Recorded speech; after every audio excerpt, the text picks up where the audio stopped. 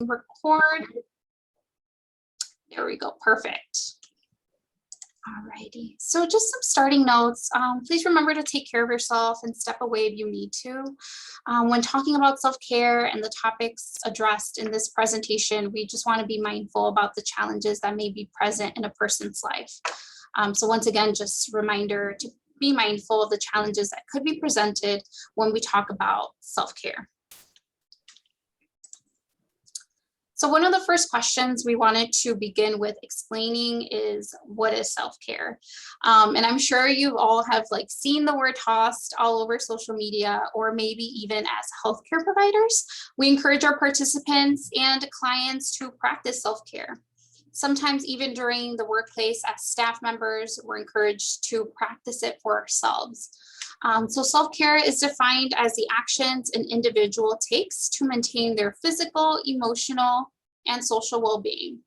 Self-care can extend beyond maintaining these three aspects, but it is up to each person to decide what other aspects there may be. Some self-care activities that we see usually on social media or on shows are like taking a bath, reading a book, watching a TV show, relaxing, going for a walk. And sure, these definitely are different activities that can help promote self-care, but we will be going a bit deeper to help explain each category of self-care to help promote wellness on all aspects for an individual. Alrighty, so yeah, so some history about self-care that we thought it was important to know. The term self-care actually was first coined by the medical community in the 1950s. It was a term to describe patients who were institutionalized and could possibly create a sense of independence through activities. Then it actually spread from the medical community to the larger community in the 1970s by the Black Panther Party. The Black Panther Party, as we know, reformed the oppressive systems that withheld many resources from the Black communities and provided resources through many programs. So, such as providing free clinics, they had tuberculosis testing, they had free dental program, they did sickle cell research. They also had free food. So they had this program called Free Breakfast for Children. They provided free shoes, free ambulance, free transportation, along with education assistance and more programs that they had actually. So the Black Panther Party actually integrated and popularized the meaning of what self-care meant through their work. So who knew that self-care was actually brought out to the larger communities by them? I know I didn't, and we see the term all over social media. So in the next clip, we'll see Angela Davis actually talk about how self-care is important, not only at the individual level, but also as a collective.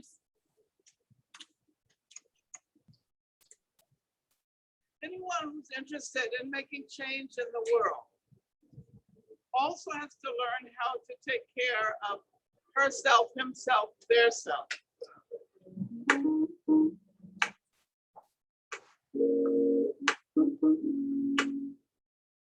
For a long time, activists did not necessarily think that it mattered to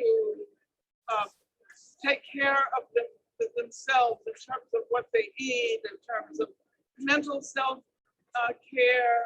corporal self-care, spiritual self-care. I know that there were some people who emphasized it. I'm thinking about one of the leaders of the Black Panther Party, Erica Huggins, who began to practice yoga and meditation in the 70s. And she encouraged many people, including Huey Newton and Bobby Seale, to join that practice. I think they did a little bit of it, but I think our movement would have been very different had we understood the importance of that kind of self-care. Personally, I started practicing yoga and meditation when I was in jail, but it was more of an individual practice. Later, I had to recognize the importance of emphasizing the collective character of that work on the self.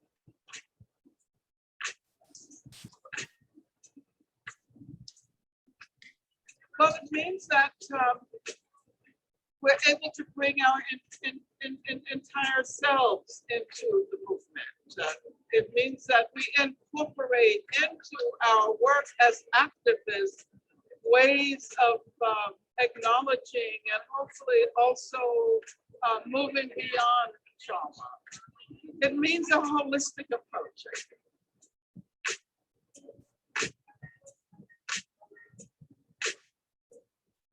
I think longevity is important, and not simply individual longevity. It is equally important to recognize that as we develop our movement today, we're creating a terrain for the emergence of new activists.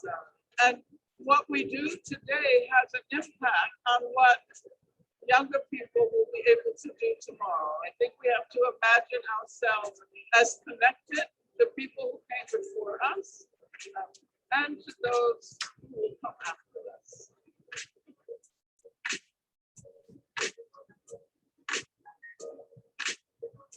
Black people all over the world have been subjected to the most unimaginable forms of violence, slavery, torture.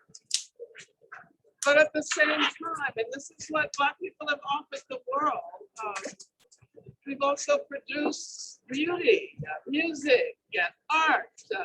And I think that the self-care that gets produced by Black people recognizes the connection between struggle and art and beauty and the imagination.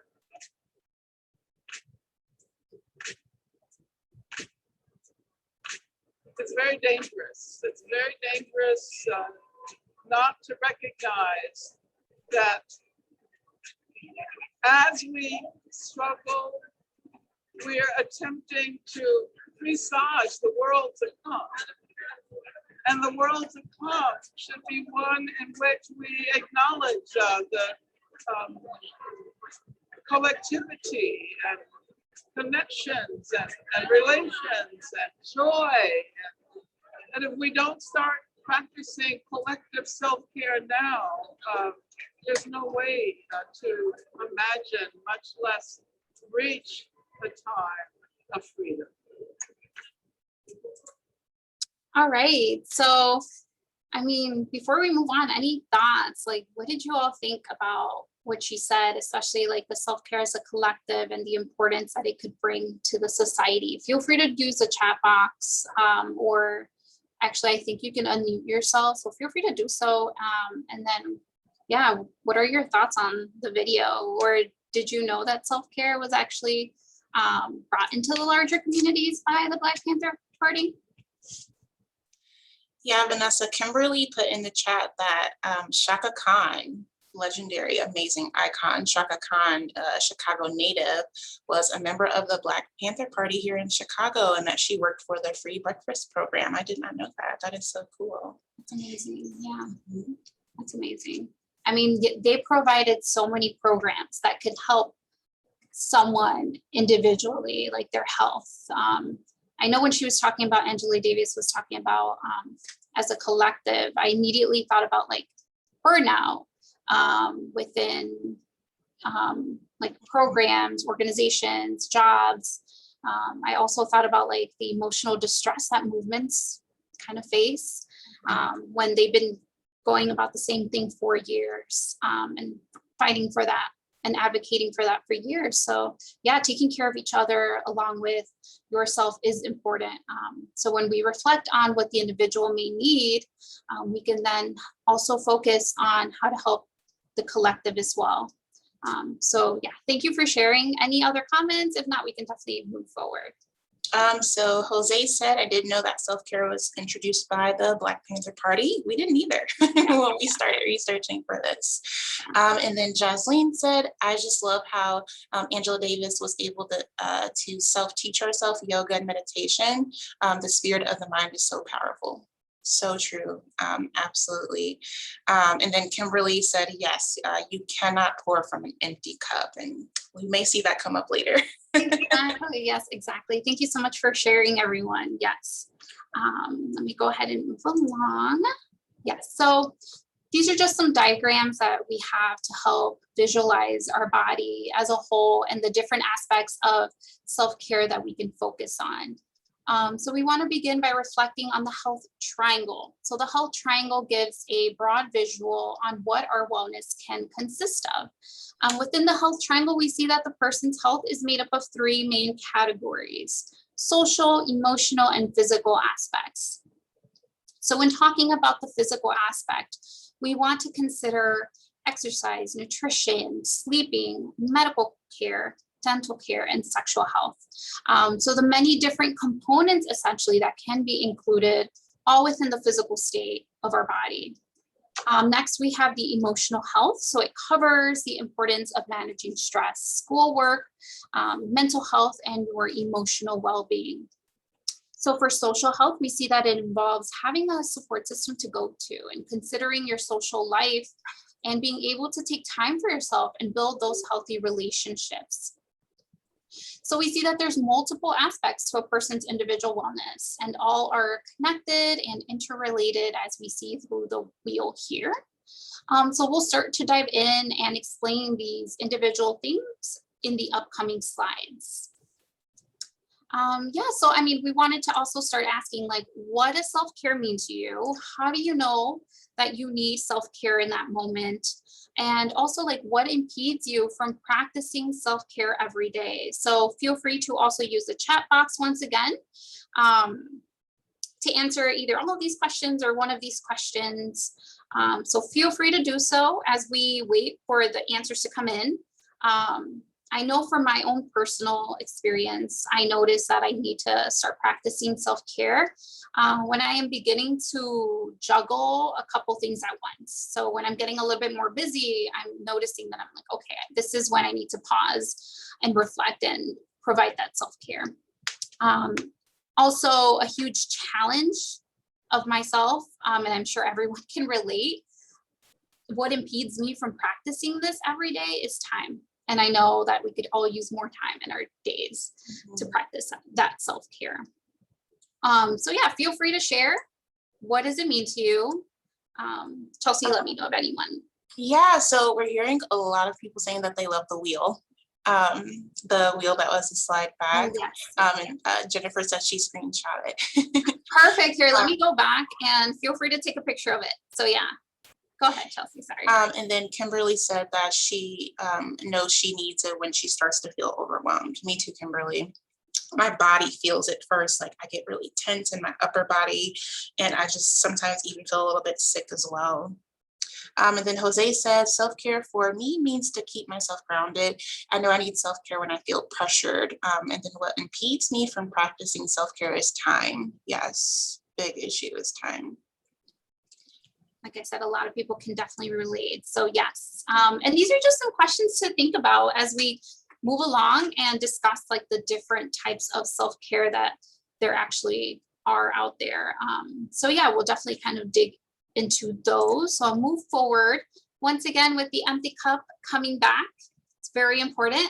So once again, like it's important to begin by checking in with yourself, whether daily or weekly, about how you feel with yourself, your life, your work, your relationships. So in order to begin the self-care activities and identify what wellness category to assist, we need to reflect and become aware of those categories, right? So especially during the pandemic, we saw that self-care was stressed across multiple platforms. And we see that access to medical and mental health services are becoming a little bit easier, especially now with that telehealth. That's something new, innovative that frankly, even like 2-3 years ago, it wasn't really a thing. So that's something that came out of that and helps access that either mental health services or medical services easier for people. So the first type of self-care that we will be covering is the physical self-care. So one of the most important attributes to how we physically feel and take care of our body is through sleep. So our sleep schedule can affect our body, cognitive abilities, and emotional state.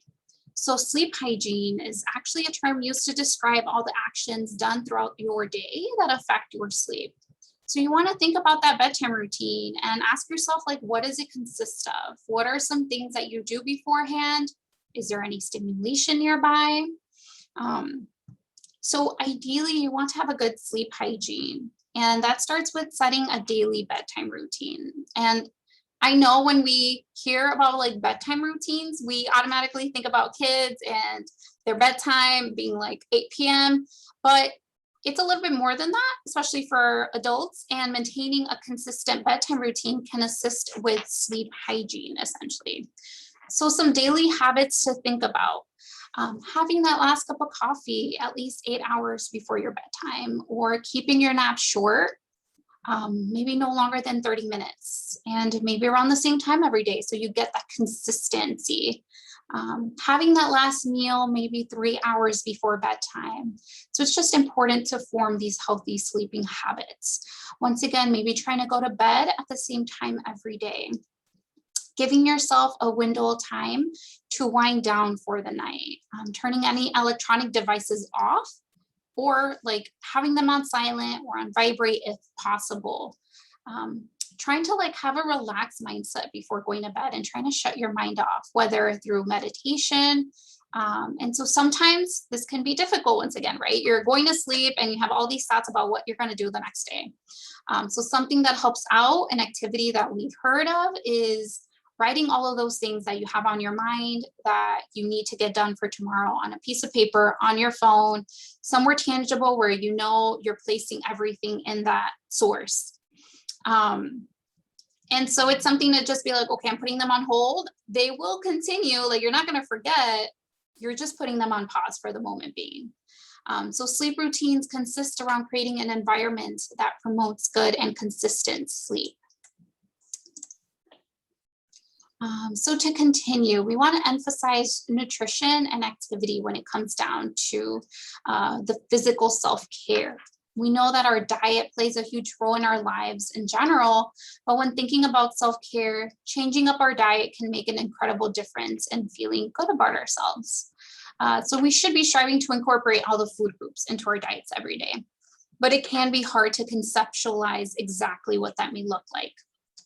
The My Plate was actually created as a resource for identifying how much of each food group you should be eating. So our nutrition plays a vital role in how you feel, how much energy we have throughout the day. But we know that like the access to nutritious food can sometimes actually be a challenge for people. And that's something to also consider. Not everyone has the access and the income to afford a 4-tiered nutritious meal for breakfast, lunch, and dinner, right? So we just wanted to share some resources couple resources that we have here for our Chicagoland area. We have the Chicago Food Depository, the Love Fridges, which are located all over Chicagoland area. Most are actually open 24 hours because they're located outside in an easy free access zone, essentially. We also have in Mercadito by the Gage Park Latinx Council for the Gage Park community or any community nearby in the south side of Chicago. They have essentially what a Mercadito is like a little store, like a little pop-up. And so they have these free groceries for the community. So the next self-care too to think about when we think about the physical aspect is the activity. So we want to get that body stimulated and heart rate pumping. And we're not just talking about like doing cardio or running, which can be dreadful, but incorporating some other ideas as well. So finding a physical activity that you actually enjoy. So this could be dance classes, bike riding, and roller skating, which actually have been a little bit more popular, especially nowadays during this pandemic. I'm sure these roller skates were flying off the shelves like it was like the 90s or early 2000s. But just ideas and ways of getting your heart rate moving, right? Whatever works best for you. If it's a walk around the block, let that be. Just getting that physical activity that we may need. Okay. So to continue, we also want to talk about that emotional self-care. So once again, checking in with yourself and giving yourself that time to think about where you are at emotionally. So for emotional self-care, we want to consider your feelings and emotions when thinking about the decisions that you have to make and the things that you have to do. Understanding that your stress management is important. So trying to develop healthy responses to stress, such as going for a walk, meditating, journaling, or chatting with someone that you know. Identifying sometimes what that stressor is could help a lot, right? Because sometimes you're feeling that stress and you're not necessarily understanding where it's coming from. You're feeling tense. Something's going on there, right? So identifying what that stressor is can definitely help you then move along with the process and decide on what you need to for that time being. Next, we have like promoting positive things for yourself. So forgiveness, that can impact your well-being in ways that you may not realize. Holding on anger, bitterness, and grudges can affect your health tremendously. So giving yourself that break mentally and empathizing with yourself. Essentially treating yourself how you would treat a loved one. So our favorite emotional self-care technique as well is creating boundaries, either at work, at home, which means with your colleagues, with friends, with family, recognizing that your mental state is important. So how much time, how much energy are you devoting to each one of these things? And how much are you receiving? And where you are at in that specific state, essentially.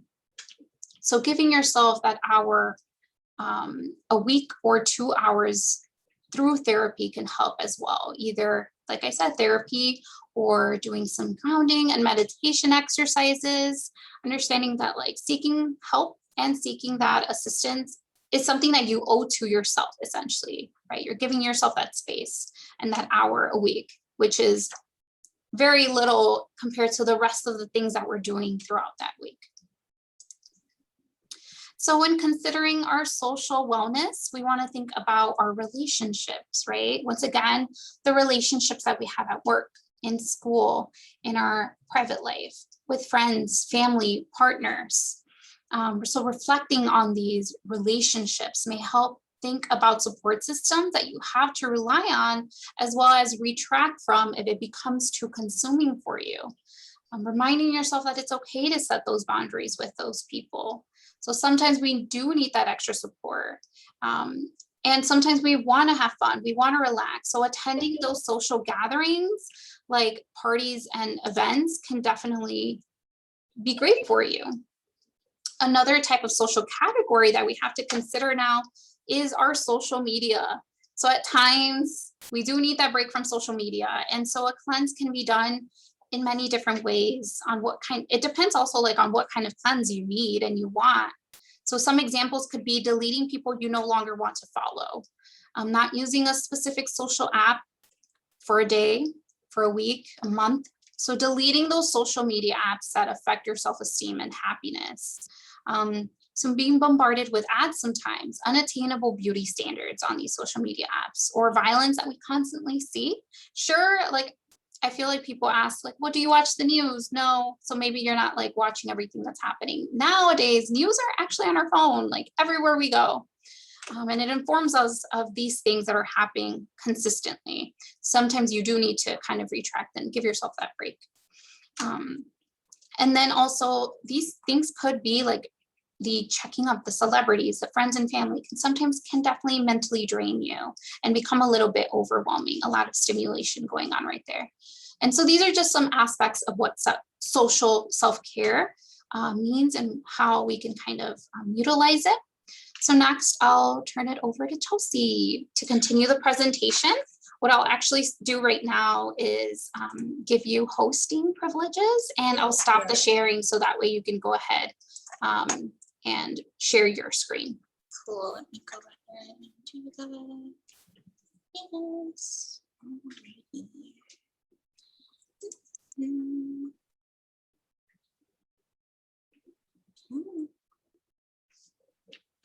There we go. Okay, let me get to our slide here. Yeah, I don't know about anyone else, but when I leave here, sometimes TikTok takes over my life. So I definitely need to probably practice a little bit better or do a social media cleanse. So thank you, Vanessa, for just giving us some insight into the history of the self-care movement and giving us some ways that we can practice our physical, emotional, and social self-care as well. So now we'll be moving on to spiritual self-care. So I feel like spiritual self-care is often overlooked, but it can be incredibly integral to maintaining our overall well-being. So we may be doing everything right in our other self-care routines, but we may still not feel quite like ourselves or feel like our best. And that could be because we're not spending time fulfilling or nourishing our spiritual well-being. So some of the ways that we can do that would be first just finding time for our cultural, religious, or natural rituals, practices, ceremonies, or services. So that could mean scheduling time out of your day, out of your week, out of your month to attend services at your place of worship. I know with COVID restrictions lifting a bit here and letting up, many of our places of worship are holding services again in person. I know my church is back holding services, so I'm like, okay, I need to make sure that I'm getting in there at least one Sunday out of the month just to interact with my church family and just get that, that sense of community and love from them. We also can practice meditation. Meditation can aid us in helping us get back in touch with our spirituality. And for this, we can always meditate on our own. But if we're not comfortable or if we're not quite sure how to start, we can access the many websites, books, apps that are available that can guide us through a meditation. And then some people like to read spiritual text. Spiritual text can be comforting to us when we're feeling overwhelmed or we feel like we need a little bit of comfort, support, or encouragement. And it can just allow for us to reconnect with our spirituality. And after spending spending some time in nature and connecting with nature can provide us with a feeling of nourishment, refreshment, clarity. We could even do some mixing here and we can practice our meditation or read our spiritual text outside and get a sort of double dose of self-care there. So now we're going to move on to sacred spaces. So some of us, oh, I'm sorry, I skipped one. So art and dance, how did I miss that one? So last, we're actually going to talk about art and dance and music as a means to partake in some spiritual self-care. So this could be listening to music. I know myself, I like to blast my gospel music every now and again when I just need a little bit of a pick-me-up. This could be some folks like to dance to their spiritual music or they create art after they get inspired by their spiritual services. So those are some options as well. Now we're going to move on to sacred spaces. So for some of us, it can be important to create a space specifically for our spiritual practices.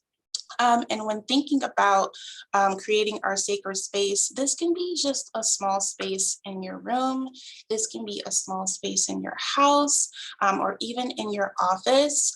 But we first want to make sure that we're cleansing that space. So of course, when I say cleansing, I mean like making sure it's not cluttered and wiping it down and making sure that it's, like physically clean. But we also want to make sure that we're cleansing the energy in that space. And to do that, we can use whichever energy cleansing method that we prefer. So that could be using Palo Santo, that could be using incense, that could be using sage if you're Native American. And if you're not exactly sure how to cleanse the energy in your space, Google, of course, is a great resource for learning how to do so. And then lastly, we want to decorate our space with items that are meaningful to us and to our spirituality. So that could be candles, that could be crystals, portraits, art, anything that we feel might make our sacred space feel a little bit more personal and comfortable for us. And so the last thing we're going to talk about for spirituality is spending time alone.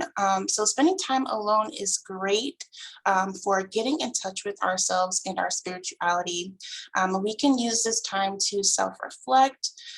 We can use this time to journal or to meditate, all of which we'll actually be talking about in the next slide here. Under personal and intellectual self-care. Oh, there we go, sorry. I got a little bit frozen here. Here we go, sorry guys. So we're going to move on to personal and intellectual self-care. Oh, thank you, Vanessa, sorry. Intellectual self-care is all about nourishing and refreshing our mind. And it's also just a time to discover who we are or who we just want to be. And one of the ways that we can practice intellectual or personal self-care is finding and making time for hobbies. So hobbies are great for our mental health, and they can just get our minds excited about doing something that we love, or even doing something new. And they can be a good just switch up or change from our week, which can be sometimes mundane or overwhelming or stressful and repetitive. Another thing we can do is affirmations. Affirmations can aid us in grounding ourselves and helping us focus when we're feeling a little bit stressed or overwhelmed. We want to make sure that we're using positive affirmations. A few of my favorites that I like to go to when I'm not feeling my best are, I choose to let go of what I can't control in my life. I love, accept, and appreciate myself and my talents. I am deserving of all the good things in my life. So you can use whichever affirmations connect with you. And this is a little bit advanced, but you can also say your affirmations to yourself in the mirror. Sounds intense, and it is intense, but I feel like it's worth it. Journaling is an amazing tool for self-reflecting and a great way to relieve stress and set goals for ourselves. And journaling may be even more beneficial to those of us, maybe even more beneficial to us that are a little bit more of a visual people. Which brings us actually to self-reflection. So self-reflection is a time that we can use to check on our mind's growth and development. We can really think about whatever we want during self-reflection, but if you're not used to self-reflecting, some of the things that are most commonly thought about during this time are, how am I feeling? What is my body telling me that it needs? So questions like that. We could also use this time to process something that happened during the day that at that moment you weren't able to fully process. So it could be an interaction with a coworker, an email that you received, an interaction with the client, just taking that time to process through that particular event. We could also use self-reflection for asking bigger questions like, who do I want to be, or what kind of person do I want to be? And then maybe you want to use this time for setting some future goals for yourself, which will bring us to goal setting. So when goal setting, we want to make sure that the goals we set for ourselves are SMART goals. So they need to be specific, measurable, attainable, realistic, and timely. So for example, I know a SMART goal I have for myself right now is finishing my grad school application by November 1st. Which I need to go ahead and get started on. Vanessa, did you have any SMART goals right now? Yeah, so one of mine's kind of in the future, but definitely getting like Illinois State certified for domestic violence. And I did want to also add that Kimberly shared that some who dedicate a sacred space, like a closet or a room, may also reference it as their war room. And then Jasleen also shared that there's websites and apps that will send you those affirmations, which I have heard of, and they kind of like pop up on your phone every day. And Yeah, I've heard if you people know have. them, definitely add them to the chat because I'm curious to see. Same, me too. So I see them, but I've never like just done the research to be like, which ones are good? Because I feel like there are a lot of them. Yeah. So now we're going to move on to environmental self-care.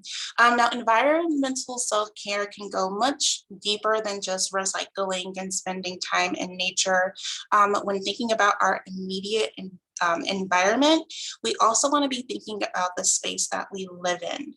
So we want to be asking ourselves, does this space bring me comfort or happiness? Is this a space that I can go to get away from the stress or chaos that's happening in my life? So one of the ways that we can make our healthy living environment is decluttering and organizing. It can be so beneficial to your mental health. Having an environment that's cluttered or disorganized can bring up feelings of anxiety or claustrophobia. So, you know, we could go into our space and be like, this is supposed to be my space I'm comfortable in, but it's not quite the way that I want it to be. It could be because it's a little bit cluttered and you may need to organize it a bit. Some other things we can do are cleaning out our closet, rearranging our space so that it feels a little bit more fresh, decorating our space so that it feels a little bit more personal and comforting to us. And of course, while you're doing all that decluttering and organizing, make sure that you're donating and recycling what you can to friends, if they're in good condition, of course, to friends or family, or to your local donation center. And another way that we can practice environmental self-care is actually just making sure that we feel secure in our space. And if we don't feel secure in our space, some options that we have could be installing security software. I feel like everyone's doing security software right now and it's getting a bit more affordable. It could also be getting a roommate. Sometimes having that other person there with you can give you a sense of comfort and security as well. Sometimes that could even be moving. It could be that serious where you're like, I just need to get out of this space, like completely out of this space, and you need to completely move to a different city, a different state, whatever is necessary. And of course, as BASTA, we want to acknowledge that these options may not be feasible for everyone, especially those who may be in an abusive relationship. So for those instances, the domestic violence hotline is an amazing resource for pointing us in the direction of some DV shelters that are spread out across the state. And now we're going to move on to everyone's favorite, financial. So when thinking about financial self-care, an overarching question we want to be asking ourselves is, what type of relationship do we have with money? I know. Do we avoid it? Does it give us anxiety? We want to make sure that we're noting the feelings that come up when we think about our finances. And of course, we want to always be saving and budgeting our money as often as possible. In some ways that we can, because I know it sounds like really complicated and hard, but some ways that we can do that could be checking our bank account regularly. And I know that's scary and a lot of us avoid it, but it's super important to know what's coming in and out of your account. Next, we can start writing down our monthly expenses. This is great for those of us, again, who prefer visual learning. Writing everything down can help us visually see how much money we're earning, how much money we're spending, and what we have left over, if anything. And so then from there, if we notice that we're spending more than we would like, some options to cut costs would be deciphering our needs from our wants. So, do you really need that newly released pair of shoes, or do you just want them, right? We can also start researching and finding more affordable alternatives to some of the items that we buy. Oftentimes, store brand is just as good as the name brand, if not sometimes even better, depending on your personal preferences. We can also research some budgeting apps or spreadsheets. There are dozens now of them online on your cell phone. They're everywhere. Find one that resonates with you and one that you feel like is easy for you to use. And from there, you can go ahead, once you have a better understanding of your finances, you can start saving for emergencies, trips, or anything that you want for yourself. And last, we're going to talk about professional self-care. So professional self-care is integral to being able to perform our best at our place of work. And without it, we're more likely to experience that burnout or that exhaustion that Vanessa was talking about earlier. So we're starting off right out the gate with honoring your breaks. It can be so easy to work through that 15-minute break, but it's given to us for a reason.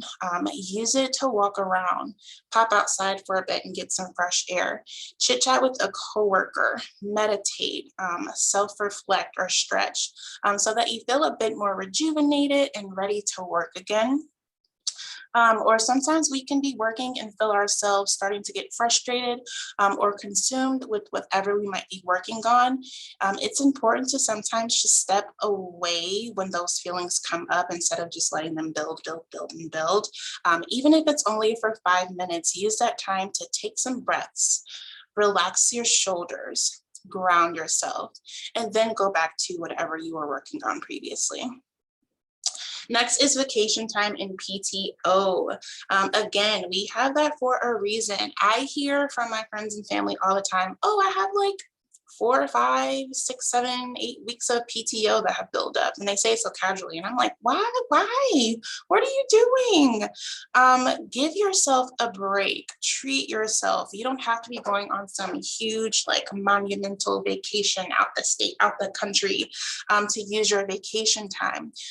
Stay at home for a week. Go on a staycation somewhere in the city you've never been before, a different city within the state you've never been before, or go downtown. Just use that time to rest and get away for a little bit. Professional self-care can also be setting boundaries. So that could be setting boundaries with your boss. That could be setting boundaries with your coworkers, your clients, or your customers as well. Sometimes we just have to say no. And we have to set those boundaries and be assertive when we do so. And then last, professional self-care can be knowing your worth at work.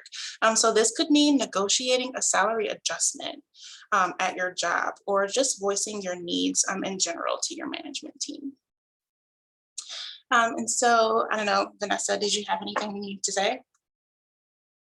Anything in the chat you need to bring up? So someone was sharing about like spring cleaning once daily. Yes, she said it feels good. And then Jennifer also added cleaning the car, which I can definitely relate. Me too, all too well. Yeah, a little bit of a call out on that one. And then Maria also shared that saving can be a bit hard at times, but she's getting better at saving by budgeting herself, which is, I was telling her, like, budgeting can assist with saving so much, and just laying it all out helps you see like where that money's going sometimes. Like, oh, I actually swiped like 5 times at the corner store to buy a couple things, and it added up to $50 this past week. Exactly. Yeah. So definitely, hopefully in the future, we can have a presentation on like budgeting, and that would be great. So we're going to just toss a question to you guys, and feel free to respond in the chat. So the question is, what are some obstacles that you could see arising when trying to practice self-care? So I know Vanessa mentioned earlier, for everyone it's time. It's just, it can be hard to just find time to practice that self-care, but I feel like if we try to schedule it within our, actually schedule it and sticking to the schedule, it can be a little bit easier for us.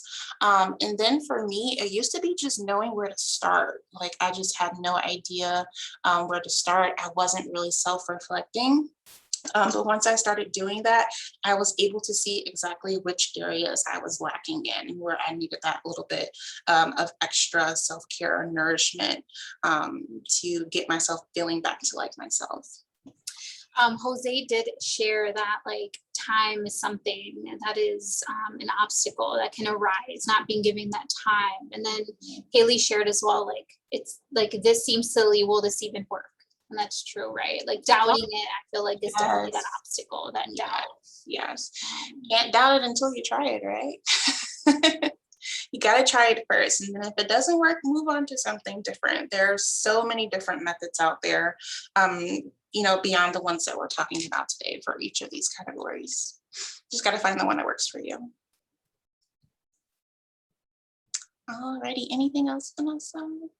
I also see that self-care can be fun with friends too. So grab a buddy and do it so it doesn't feel forced. Yeah, I mean, that's so true. That is so true. Self-care is even like being with that friend and talking to that friend and sharing space with them. Yes, venting, catching up, absolutely. So now we're going to put some of this into practice. We're just going to show you guys how little time it takes to practice self-care, but how beneficial it can be by doing this 5-minute mindfulness meditation with you all. So I don't think anyone has their camera on, but if you do have your camera on, feel free to turn it off so that you can be comfortable and not be self-conscious or anything like that. And we're going to go ahead and get started. This video is pretty low on volume because it's supposed to be, mindful and quiet. So if you can't hear it, let me know, or turn up your volume a little bit, and I'll make sure I don't yell anything.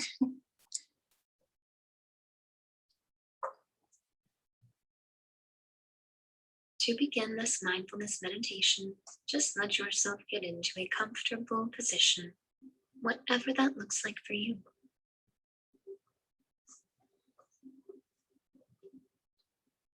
When your body feels ready, you may gently close your eyes. With your eyes closed, take a moment to tune inwards. First, simply noticing your body, tuning into the weight of gravity, the points of contact between you and the surface on which you are resting.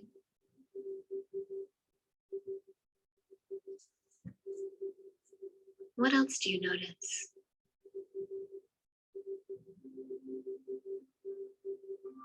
What is it like for you to be in your body right now? As you observe this, you simply accept and allow whatever it is you notice, harboring no judgment, just being mindful. Noticing what is with a sense of compassion in your heart and letting it be.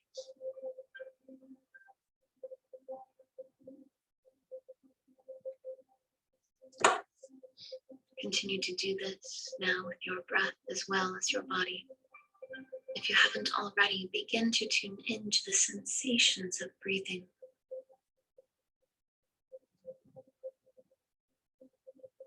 What do you notice?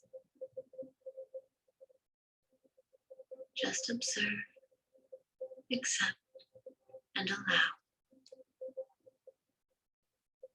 No judgment. Just letting everything be how it is.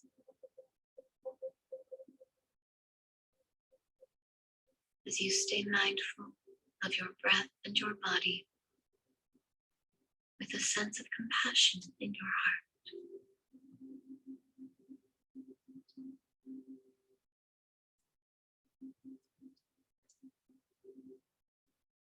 Keeping your eyes closed, you allow your awareness to expand to include the space around your body. It's as if you can sense the air around you, the objects around you, and you just allow them to be as you simply are. There's nothing to do, there's nothing to judge. If your mind wanders, that's okay. Don't judge it. Just return your focus to what is. being connected to your breath, your body, and your sense of presence in the world around you.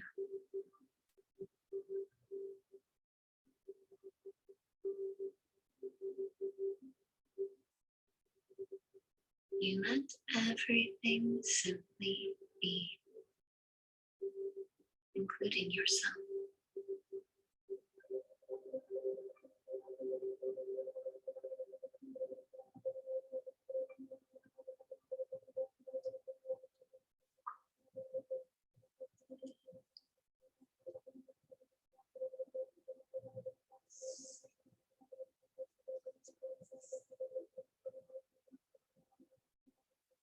You now begin to let your attention travel back, becoming more and more aware of physical sensations by rolling your shoulders, wiggling your fingers and toes, still being mindful of what is, and taking this present moment awareness with you as you slowly begin to open your eyes back to the world around you. Wonderful job doing this practice. We hope you enjoy the rest of your beautiful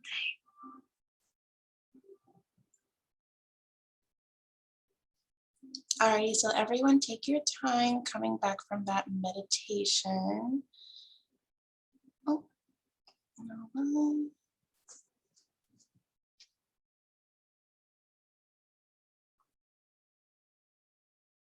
Let me try this. That's one way to do it. It wouldn't let me exit. Okay, sorry guys. Let me go back in to present mode here. I love that one. I feel like whenever I do these, I get these like tingly feeling and I just get super relaxed. There are dozens of these on YouTube. So it's a great resource for if you're not sure how to meditate. They're a great resource, a guide for meditation. And that only took 5 minutes. And I feel good. Like I did it with you guys because I needed it in the moment. So I did a little bit with you all, but are there any reactions to that meditation? Feel free to put that in the chat. I know like the voice for me is so soothing. It helps like just calm any tension. Jose said that it felt very liberating, which is amazing to hear. Mariela said very relaxing. Yes, it is very relaxing. I agree. Thank you for sharing. Thank you all for sharing. Alrighty, so we're gonna open up the chat, and I believe we're gonna, here, I'll give control back to you, Vanessa, once I figure out how to do that. We're gonna open up so that you guys can just talk if you would like to. Any questions, comments, reactions to anything we talked about today? Do I stop sharing, Vanessa? You could actually just give me the remote control, actually. Oh. That's fine, yeah. Don't see any questions yet, so. You should have it. Okay, perfect. Yeah, it's just gonna take a couple of seconds. There we go. Perfect. So while we wait for some, like if you have any questions or comments to come in, I did want to share a little bit about our program. So as you all may know, we do work for the domestic violence program called BASTA, part of Healthcare Alternative Systems. So some services that we offer are domestic violence classes, individual counseling for survivors, group counseling, safety planning, guidance and information with orders of protection, any case management, assistance with U visa letter recommendations, connecting with resources in the area, educational presentations such like this one, and we also attend outreach events. So if you have anyone that you would like to refer, any questions, please feel free to take down the number that we have listed here, We offer bilingual classes, and it is free for all survivors or anyone who has actively or in the past experienced DV. If it was 5 years, they're so welcome to seek our services, especially if they're 18 and older, actually. And we just have the Illinois Domestic Violence Hotline resource here as well. So Jose shared that this was an excellent presentation. Thank you for taking time to also join us. So Yes, thank you so much. And Eileen said, thanks everyone and have a good night. Yes, thank you so much, everyone. We'll just kind of wait here if anyone has any final questions, but thank you so much once again for sharing space with us and then just us letting you all kind of talk a little bit about self-care. So definitely feel free to practice it. Jennifer said, thank you. And this was great. Kimberly, great presentation. Thank you so much, everyone. Thank you so much, everyone. We hope you all have a good night. Mhm. Stop recording. You got it? Let me see. I'm going to give up the remote control only to stop recording.